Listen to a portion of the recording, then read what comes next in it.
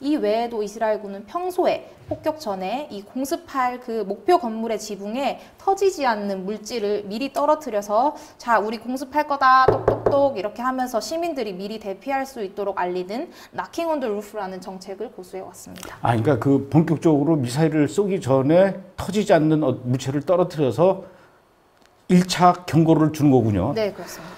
그런데 하마스와 관련된 어떤 그 건물들이 폭파되는 거는 뭐 그렇다 쳐요. 뭐 그 안에 뭐 하마스의 지휘본부도 있을 거고 고위 뭐 사령관도 있기 때문에 공격을 한다고는 하지만, 근데 뉴스 화면 보면은 그 가자지구에 있는 민간인 가정집도 이렇게 이스라엘이 폭발을 해요.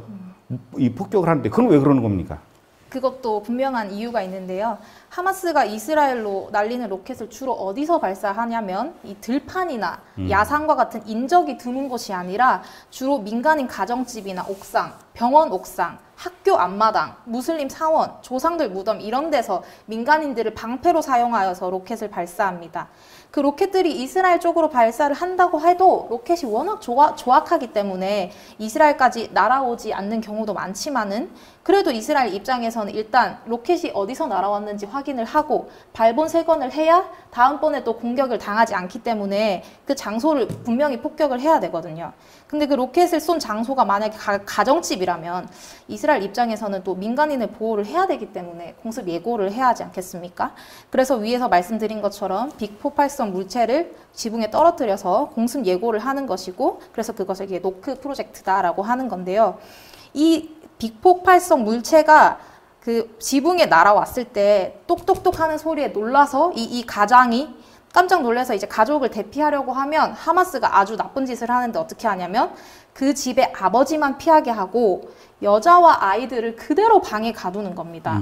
그럼 잠시 후에 이스라엘에게 공격을 당하고 그 이후에 이제 시체가 된 아내와 아이들을 다 무너진 집에서 끄집어내고 나면 아버지가 그 피투성이가 된 아이들을 끌어안고 통곡을 하고 그 사진을 찍어서 전 세계에 내보내는 것이 바로 하마스의 주요한 언론 플레이입니다.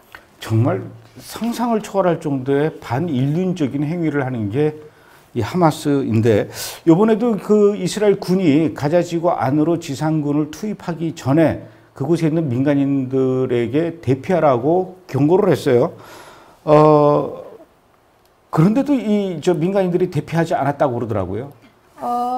네, 이스라엘은 세 차례에 걸쳐서 가자지구 북부에 있는 주민들에게 24시간 이내에 가자지구 남부로 대피하라고 통보를 했습니다. 1차 통보를 했던 것이 지난 13일이고요.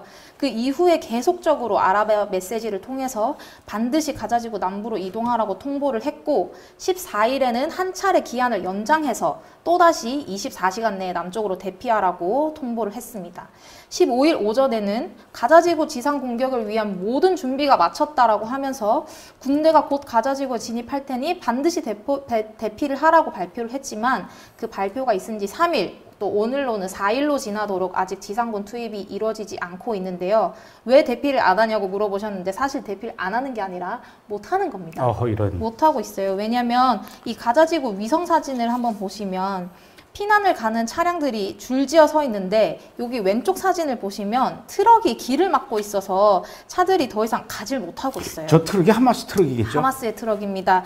이스라엘군이 그렇게 발표를 했어요. 하마스가 가자 북부와 남부를 연결하는 주요 도로를 막고 가자 북부 주민들의 대피를 막고 있다고 하면서 공개한 위성 사진이 바로 이 사진입니다. 또 15일에는 이스라엘군이 가자지구 주민과의 전화통화 기록도 공개했는데요. 공개된 통화 내용에는 가자지구 북부 자발리아 출신의 주민이 하마스가 사람들로부터 자동차 열쇠를 압수했다라고 설명하는 내용도 담겼습니다. 16일에는 하마스가 이스라엘군이 대피 아닌 주민들을 공격하고 있다고 주장하기도 했는데요. 대피 행렬에 폭발이 일어나서 최소 70명 이상이 사망하고 200명이 부상을 입는 사건이 발생했습니다. 이스라엘군은 이에 대해서 위성 영상을 확인한 결과 이스라엘 공습으로 인한 것이 아니라 내부에서 폭발이 일어난 것으로 확인된다고 발표했고, 남쪽으로 대피하던 도중 폭발로 사망한 민간인들의 끔찍한 이미지가 나간다면 누가 이익을 얻을지 한번 생각해보라면서 이스라엘군은 절대 민간인을 목표로 공격을 수행하지 않고 또 이들의 대피길을 회방 놓지 않는다고 전했습니다. 공격하기 전에 미리 그 노크를 한다는데 이렇게 민간인들을 향해서 폭격을 해가지고 그 끔찍한 모습이 전 세계로 언론을 통해서 알려질 게 뻔한데 이스라엘이 이렇게 공격을 하겠습니까? 그러니까 결국은 그 이 피난 행렬 그 속에서 발생한 어떤 폭발은 이스라엘 군의 공격에 의한 게 아니라 하마스가 그랬을지 아니면 자기들끼리 무슨 일이 있었는지 그건 아직 잘 밝혀지진 않았지만 어쨌든 근데 우리가 여기서 한 가지 좀 짚고 넘어가야 될 것이 그 지금 하마스가 이스라엘을 향해서 이 쏘아대는 게 미사일이 아니라 로켓이에요. 네. 로켓하고 미사일 어떤 차이가 있습니까? 미사일은 목표를 딱 정해놓고 쏘면 미사일 앞에 유도 장치가 있어서 목표를 향해서 정확히 날아가는 겁니다. 그런데 로켓은 목표물이 없기 때문에 대충 방향만 이스라엘 쪽으로 정해놓고 아무렇게 쏘는 것이 로켓이죠.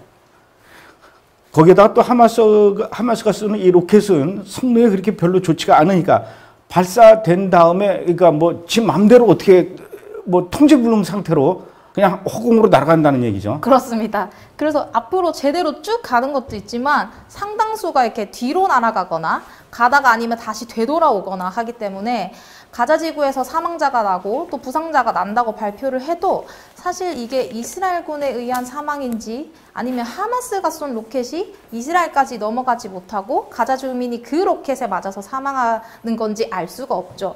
실제로 하마스가 쏜 로켓에 맞아서 팔레스타인 주민이 사망하는 경우도 있는데 그것 또한 팔레스타인 사망자 수에 포함되게 됩니다.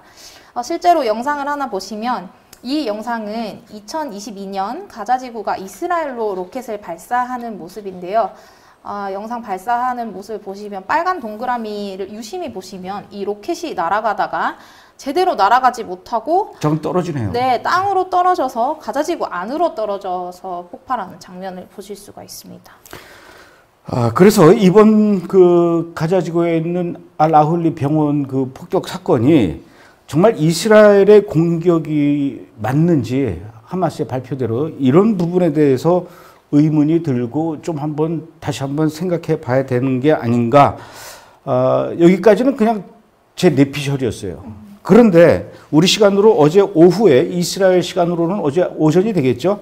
이스라엘 국방부에서 이번 그 알-아훌리 병원 폭파 사건에 대해서 브리핑을 했어요. 무슨 얘기를 했습니까?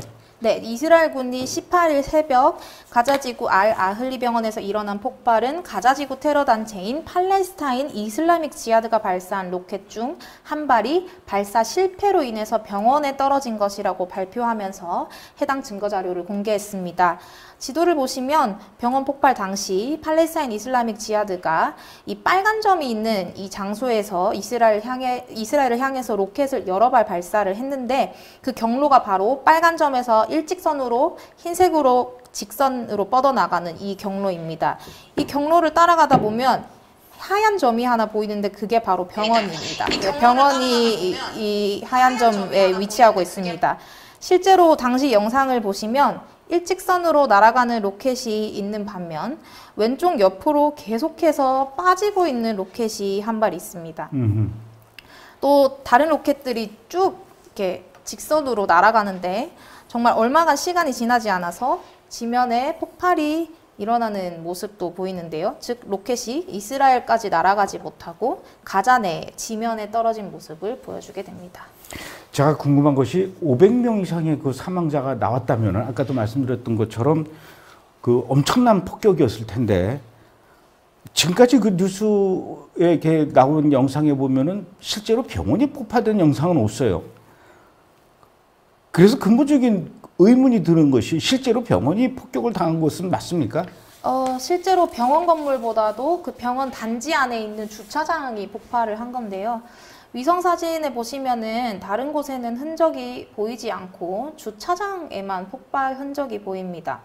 또 미사일이 상공에서 떨어졌다기보다 지상에서 폭파된 흔적만 보이는데요.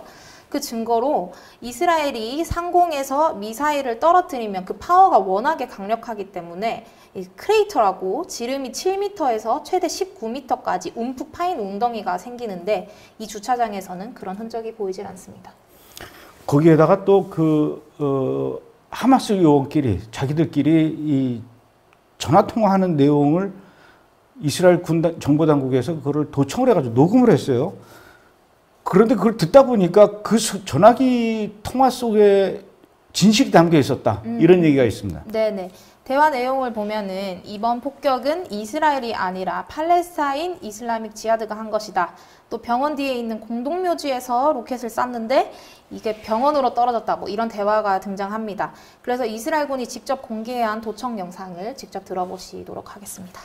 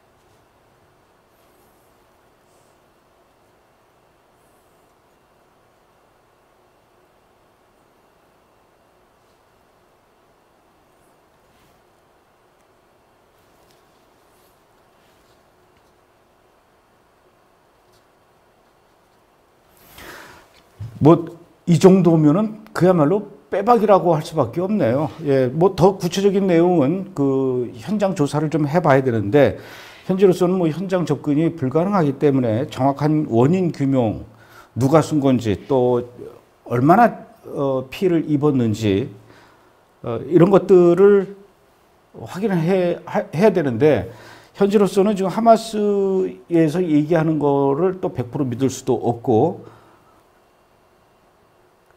근데 그것을 들어가서 확인할 때까지는 시간이 꽤 오래 걸릴 것 같은데 진실 규명될 때까지. 규명될 때까지 문제는 그 사이에 전 세계 언론이 하마스의 일방적인 내용만, 이 발표만 또 받아서 퍼나르게 되고 그런 내용들이 또 우리나라까지도 이제 들어와서 결국은 반이스라엘 이런 분위기가 퍼져나가면서 이스라엘 군을 그야말로 반인륜 집단으로 몰아가게 되는 그런 분위기가 생길까봐 그게 걱정이죠. 여러분들은 하마스의 말을 믿으시겠습니까? 이스라엘의 말을 믿으시겠습니까? 지금 이스라엘은 단순히 하마스와 군사적 대결, 육적인 전쟁을 치르는 것만이 아니라 지금은 이 거짓의 영, 이슬람의 영, 사탄의 무리들과 맞서서 싸우고 있는 때이기 때문에 여러분들이 이스라엘 위해서 좀 기도를 많이 해주시고요. 어떤 것이 더 진실인지 올바르게 판단할 수 있었으면 좋겠습니다. 물론 저희가 브레드 TV가 그런 것들을 제대로 밝히는데 앞장서야죠.